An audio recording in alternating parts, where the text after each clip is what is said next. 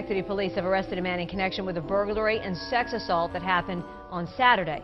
According to police, 21-year-old David Sinkler of Schenectady forced his way into an apartment in Skonoe Village and sexually assaulted an elderly female resident. Sinkler was arrested on Sunday, charged with burglary and a criminal sex act. The victim's identity will not be released due to the nature of the crimes committed against her. Police say the victim did not know the suspect.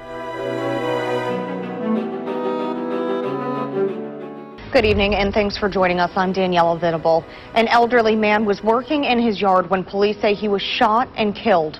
Earlier today, WJTV's Lucy Decal spoke with neighbors who were praying for his speedy recovery. He was a perfect fella. He'd do anything in the world to help you. He's just like a second daddy to me. Jackson police say as 85-year-old James Hankins worked in his yard Saturday morning, someone shot him in the head with a rifle. And a neighbor tells us when he got a call from Hankins' wife, he called 911 and rushed to him. We're in the process of trying to establish a motive of exactly what happened. I can tell you that from all indications, there is possibly a robbery. Certainly some scary moments for sure. All this taking place around 8:30 this morning on the 1100 block of Mole Street. The victim and her mother, who is dealing with pancreatic cancer, they actually fought back against these two men with guns. Maybe she even admits not the smartest thing to do, but she did. They say they do not know who the gunmen were or why they were the targets. It was just before 8:30 this morning when Susan got a knock on the door. Two men claiming to be with an unknown water company, saying they wanted to check her pipes for any leaks. I was talking to him like through the cracks, and he pushed himself in, and then the door hit me.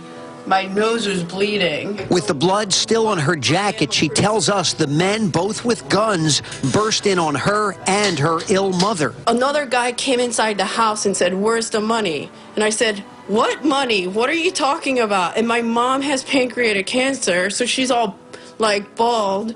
And then I said, "Look, you think we have money? Look, my mom is sick.